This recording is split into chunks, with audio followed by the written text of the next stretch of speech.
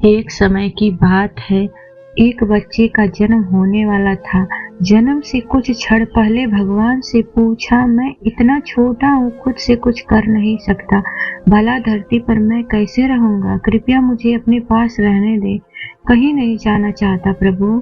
भगवान बोले, मेरे पास बहुत से फरिश्ते हैं, उन्हीं में से एक मैंने तुम्हारे लिए चुन रखा है, वो तुम्हारा ख्याल रखेगा। पर आप मुझे बताएं प्रभु, यहाँ स्वर्ग में मैं कुछ नहीं करता, बस गाता हूँ और मुस्कुराता हूँ। मेरे लिए खुश रहने के लिए इतना ही बहुत है।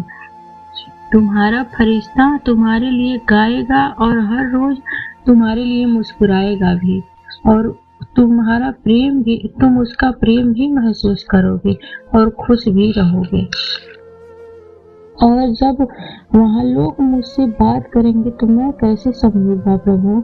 मैं तो उनकी भाषा भी नहीं जानता।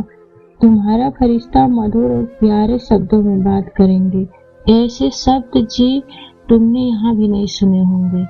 और बड़े धैर्य और सावधानी के साथ तुम्हारा फरिश्ता तुम्हें बोलना और चलना भी सिखाएगा। जब मुझे आपसे बात करनी हो तो मैं कैसे आपसे बात करूंगा प्रभु? फरिश्ता तुम्हें हाथ जोड़कर प्रार्थना करना सिखाएगा, और इस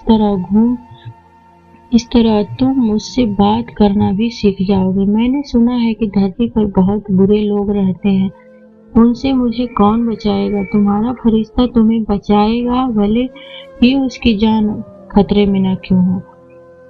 लेकिन तुम दुखी मत होना, क्योंकि तुम्हारी माँ दुनिया में तुम्हें कभी आँच आने नहीं देगी, और मैं तुम्हारे माँ के साथ हूँ।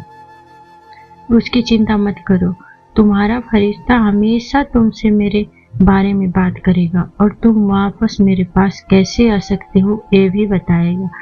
उस वक्त स्वर्ग में असीम शांति थी, पर पृथ्वी से किसी के कराहने की आवाज आ रही थी। बच्चा समझ गया कि मुझे अब जाने का समय आ गया। बच्चा रोते रोते पूछा, प्रभु अब तो मैं जाने वाला हूँ धरती पर, कृपया मुझे ये बताएं कि उस फरिश्ते का नाम क्या है? प्रभु बोले, कोई महत्व नहीं है नाम, बस इतना जान लो कि तुम उसे माँ कहकर पुकारोगे, वही तुम्हें दुनिया की सबसे ज्यादा प्रेम करने वाली होगी, दुनिया की सारी खुशियाँ देना चाहेगी, वो भी निस्वार्थ, और वो होगी तुम्हारी माँ।